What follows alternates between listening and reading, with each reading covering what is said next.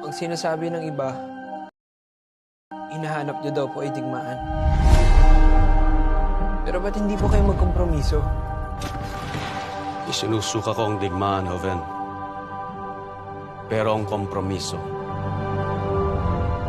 wala ba tayong karapatang magbuhay ng malaya? Magandang umaga sa inyong lahat.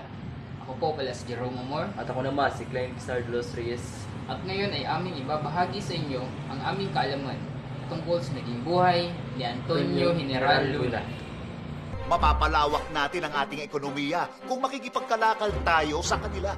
Negosyo o kalayaan, bayan o sarili, pumili ka! Hindi gusto ng ilang politiko at negosyante ang iyong pamamalakad. Masyado ka daw mayabang. Marahas. Walang nakaangat sa batas, kahit na presidente. General, baka may makadinig. Eh di makinig sila. Baliw ka talaga, Luna. Anong gagawin natin sa kanya? Nasubukan mo na bang huliin ang hangin?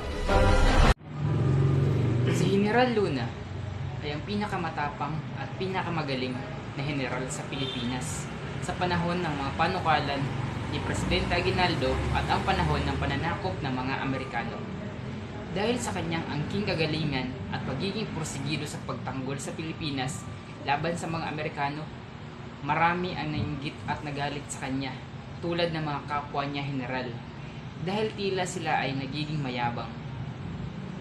Nagsumikap si General Luna na magapi ang mga Amerikano, ngunit hindi niya ito matalo-talo kahit na maraming Pilipino ang namatay at duguan.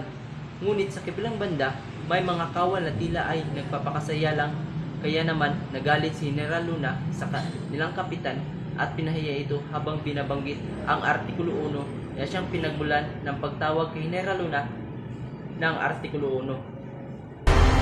Sabihin mo sa ating mga kababayan na hindi nakakamit ang kalayaan sa pag-aaruga sa kanilang mga mahal sa buhay.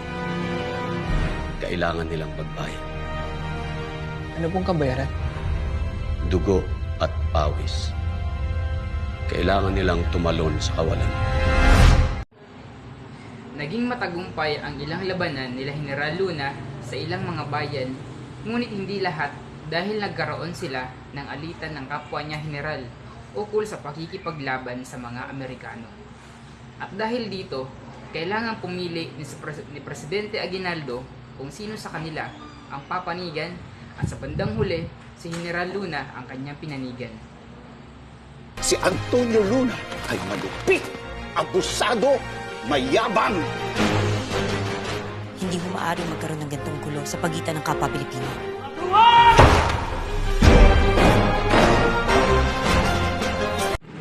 Isang araw, nakatanggap si General Luna ng isang telegram galing kay Presidente Aguinaldo na kung saan siya ay pinapapunta nito sa isang pulong. Si General Luna at ang dalawang kapitan na lang niya ang nauna sa pulong sa kadahilan ng nagkaroon ng problema ang ilang mga kawal sa pagtawid sa ilog. Ang pagpunta niya pala sa pulong na iyon ay ang kanyang magiging huling sandali sapagkat siya ay walang awa na pinatay ng mga kawal at ng kapitan ng kanyang pinapahiya. Mga kapatid, mayroon tayong mas malaking kaway kaysa mga Amerikano.